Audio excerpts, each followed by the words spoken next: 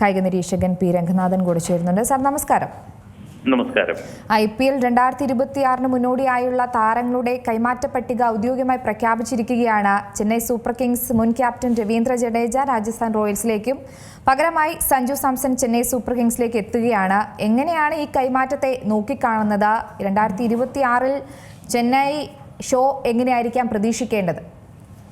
പല മാറ്റങ്ങളും പല ടീമുകളിലും ഉണ്ടാവുന്നു. അതിന് മുന്നോടിയായിട്ട് പ്രത്യേകിച്ച് കഴിഞ്ഞ സീസണിൽ IPL ചെന്നൈയുടെ പെർഫോമൻസ് വളരെ മോശമായിരുന്നു.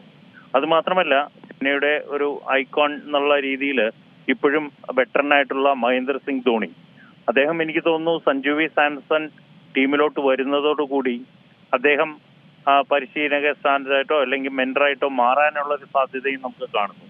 എങ്കിലും ഈ ഒരു മാറ്റം അത് സഞ്ജുവിനും ഏറെ ഗുണം ചെയ്യുന്നതിന് വിശ്വസിക്കാം. കാരണം വീണ്ടും അദ്ദേഹം ചെന്നൈ ടീമിനെ നായക സ്ഥാനത്തിലോട്ട് വരികയാണെങ്കിൽ അദ്ദേഹത്തിനും കൂടുതൽ കളിക്കാനായിട്ട്, പ്രത്യേകിച്ച് സൗത്തിൽ നിന്നുള്ളൊരു ടീമിന് വേണ്ടി കളിക്കുമ്പോൾ ഉണ്ടാകുന്ന മാറ്റം, കേരളത്തിൽ നിന്ന് ഉള്ള താരം ചെന്നൈ ടീമിന് കളിക്കുന്നു എന്നുള്ളൊരു മാറ്റം, എല്ലാ രീതിയിലും ചെന്നൈ ടീമിന് അത് ഏറെ ഗുണം ചെയ്യുമെന്ന് തന്നെ വിശ്വസിക്കാം. തീർച്ചയായും ഈ ഒരു താര കൈമാറ്റത്തിൽ ഇപ്പോൾ രാജസ്ഥാൻ റോയൽസിലേക്ക് രവീന്ദ്ര ജഡേജ പോകുമ്പോൾ എത്രത്തോളം നഷ്ടമായിരിക്കും ചെന്നൈക്ക് ഉണ്ടാകാൻ പോകുന്നത്?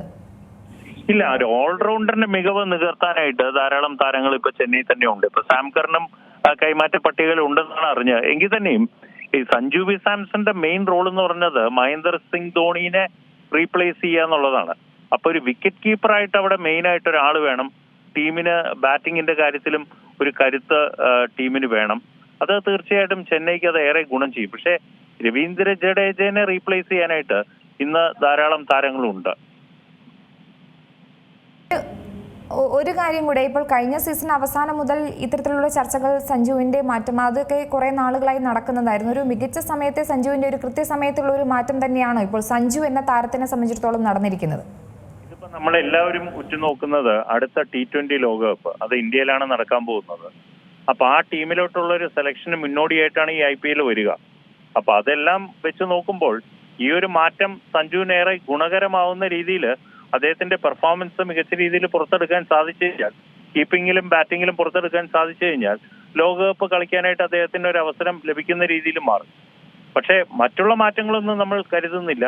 പക്ഷെ ചെന്നൈക്ക് ഇത് ഗുണമാണ്. കാരണം ചെന്നൈക്ക് ഇപ്പൊ മഹേന്ദ്ര സിംഗ് ധോണി എന്നുള്ള ഒരു വെറ്ററൻ ക്രിക്കറ്ററിന്റെ പകരക്കാരനായിട്ട് ഏറ്റവും അനുയോജ്യനായിട്ട് അവർ തിരഞ്ഞെടുത്തത് സഞ്ജു വി സാംസൺ തന്നെയാണ്.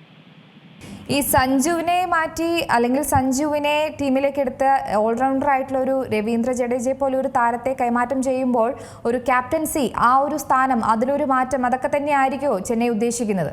തീർച്ചയായിട്ടും ഒരു വിക്കറ്റ് കീപ്പർ അല്ലെങ്കിൽ ക്യാപ്റ്റൻ എന്നുള്ള ആ സ്ഥാനത്തിന് ഏറ്റവും അനുയോജ്യനായിട്ടുള്ള ഒരു താരത്തിനെ തന്നെയാണ് ചെന്നൈ ഇപ്പോൾ എടുത്തിരിക്കുന്നത്. കാരണം ഞാൻ നേരത്തെ സൂചിപ്പിച്ചതുപോലെ രവീന്ദ്ര ജഡേജയ്ക്ക് പകരക്കാരനായിട്ട് ചെന്നൈക്ക് ധാരാളം ഓൾറൗണ്ടേഴ്സിനെ എടുക്കാൻ പറ്റും.